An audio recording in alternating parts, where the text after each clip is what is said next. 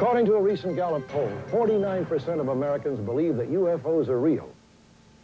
I'm standing here with 33 residents of Gulf Breeze, Florida, who claim to have seen a UFO. These are reliable witnesses, teachers, doctors, retired newspaper editor. Hardly the type of people to invite ridicule or perpetrate a hoax. Tonight, they're going to tell the story of their strange experiences. 135 people in Gulf Breeze have had 80 different sightings since last November. They believe that what they've seen is real, and some even claim to have photographed the UFO. Gulf Breeze is a small bedroom community located on Florida's northwestern coast. Bordered by several military bases, Gulf Breeze is home to many professional people and has one of the highest per capita incomes of any town in Florida. Gulf Breeze was a normal American town until the night of November 11th, 1987. On that night, a man we will call Ray sat in his study. Because of the controversy that has arisen over his experiences, he asked to have his real name withheld. At approximately 5 p.m., Ray noticed a strange light in the dusk sky. He went outside to take a closer look and saw a large glowing object hovering 200 feet away. The object made no sound.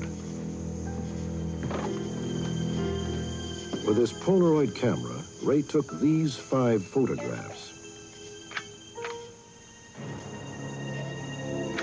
Though Ray preferred not to be interviewed, he did consent to his photographs being televised.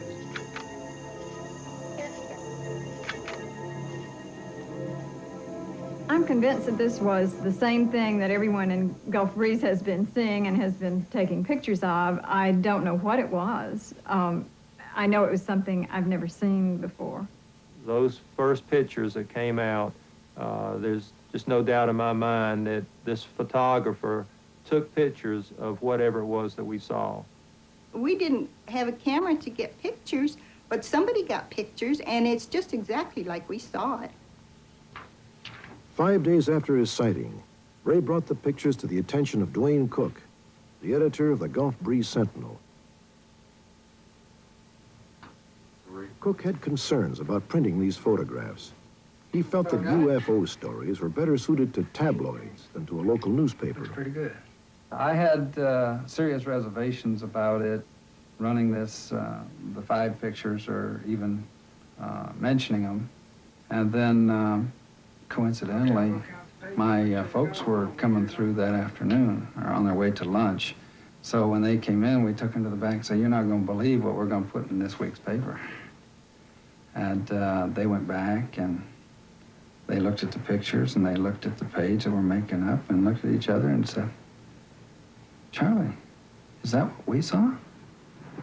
After the publication of these photographs on November 19th, reports of UFOs became an almost daily occurrence. Over a 6-month period, 135 people in Gulf Breeze reported 80 different sightings. The object was very large. I would say the size of a medium-sized or large airplane. We could see it well enough that we could see the light and see the portholes and see that there was like a little lighted dome on the top. It didn't make any noise at all, and it was maybe going about 5 miles per hour at the most. I saw a light in the distance that was very bright yellow-orange and quite different from any light I'd ever seen before. And then when it went straight up into the air with a complete blue background and just sat there at an angle for about, I'd say 45 seconds to a full minute, it sat there. We noticed the water below it. There was no motion of the water. It did not stir up the water. Having seen it myself, then I'm convinced now that yes, these exist. But up until that time, I hadn't even thought about UFOs. It's one of those things that, you know, until you actually experience something, you don't think too much about it. From November to May, Ray took 37 different pictures of the UFOs. When asked if these pictures were a hoax, Ray took 2 polygraph tests and passed them both. Still, some experts believe that the photographs were faked. They point out the obvious brightness around the craft and note the lack of reflection upon the light poles and trees.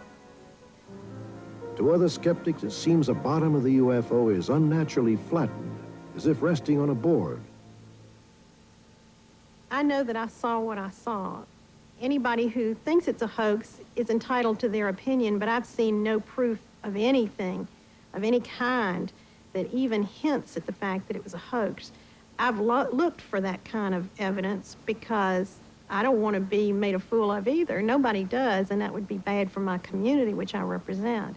And I found no evidence whatsoever that this is not the real thing. A television station in nearby Pensacola attempted to show how a hoax could have been accomplished. The two most prominent hoax theories that we were presented with by skeptics were the pictures are a reflection of an object off a pane of glass. And the second theory was taking a Polaroid camera and creating double-exposed pictures. A local model maker made a replica of the UFO, and it was photographed reflected in a large piece of glass.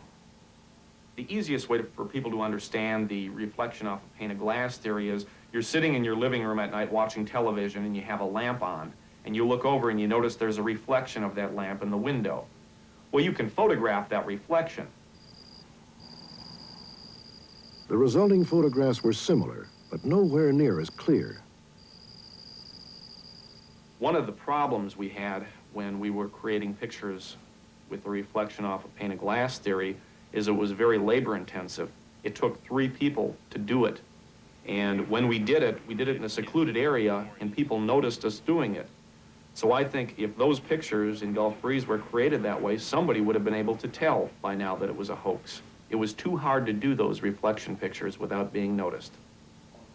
Next, they tried to create a double exposure. Using a camera identical to Ray's, they photographed the model against black velvet, and then in Ray's yard, shot the background image over the same frame of film. We demonstrated that you can take double exposures with the Polaroid camera, which he used for some of his pictures. Here's the problem. He only took less than half of his UFO pictures on a camera capable of double exposures. The other cameras he used, it wouldn't work. Number 2, there are at least 2 photos where the UFO is partially hidden behind a tree. You cannot recreate that with double exposures. You can't hide one object over the other because in double exposures, the 2 images blend together.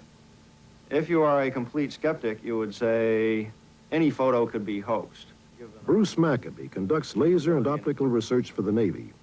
If you are more critical about it, then you have to ask the question, could Ray have hoaxed the photo, given his technical ability and his equipment? My answer to that would be quite probably no. On December 3rd, the Sentinel received 2 anonymous photographs that showed the by now familiar object. Then on December 23rd, the paper received another letter from a photographer. This time the photos showed more than one UFO. The day after this photograph allegedly was taken, Ray also took pictures of multiple objects. If this was a hoax, it was flawlessly coordinated. Ray continued to see and photograph the UFOs hovering over Gulf Breeze, and other eyewitnesses kept seeing objects they couldn't explain. People were organizing parties, UFO, search parties. They'd go out and for the fun of it, or they were serious, but a lot more people were looking up at the sky and paying much more attention to what is flying around up there. On December 28th, Ray even captured them on videotape. This video footage was scrutinized by UFO experts. In as much as the videotape clearly shows a craft that is indeed similar to the photographs that we've seen, this we have presumed is the same type of craft. We hope to be able to clearly show, and I think we have at this point clearly shown, that this is indeed a flying craft that is not operated by remote control.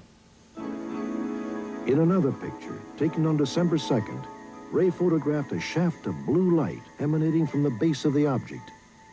This light was also observed by 5 other witnesses. Ray's closest encounter took place on January 12, 1988. He was driving along a deserted road about 4 miles from his home. The sudden appearance of a bright light forced him off the road. He reached for his Polaroid camera and snapped what Dr. Maccabee believes to be a classic UFO photograph. I termed it classic because of the convincingness of the picture.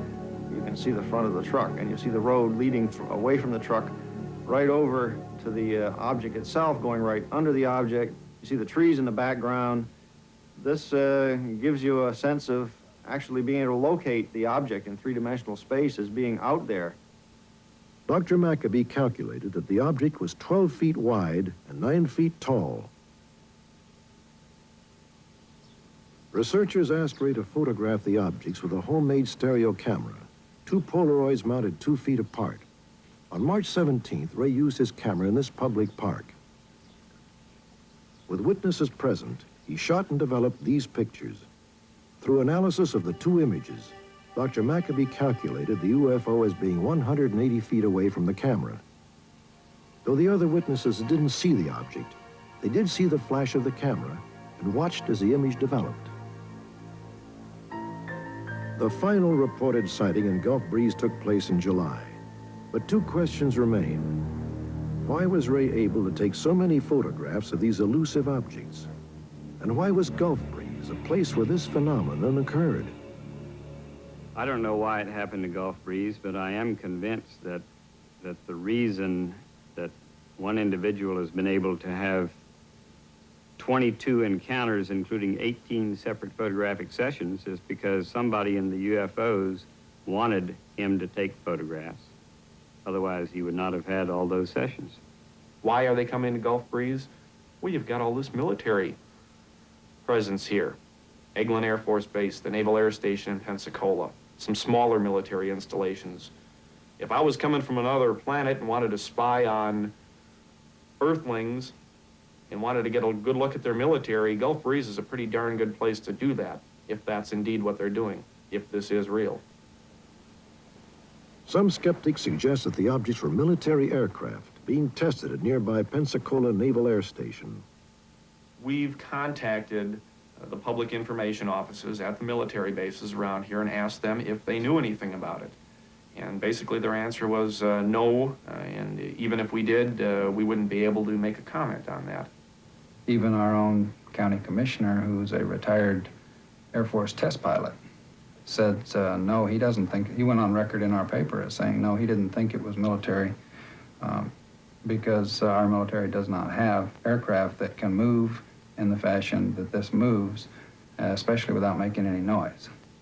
My best guess is that their technology is, rather than thousands of years ahead of us, perhaps hundreds of thousands of years ahead of us. I probably won't believe this case 100% until the thing lands in my backyard and the creatures get out and shake my hand. But I do believe it's very possible, based on the evidence we have now, that this case could possibly be real. I will go that far. Despite the best efforts of skeptics, some sightings simply cannot be explained away. Though the possibility of a hoax can't be dismissed, the people standing here with me are certain that they saw something that defies easy explanation. A noted astronomer once said that the universe is not only stranger than we imagine, it is stranger than we can imagine. Few people living here in Gulf Breeze, Florida, would argue with that statement.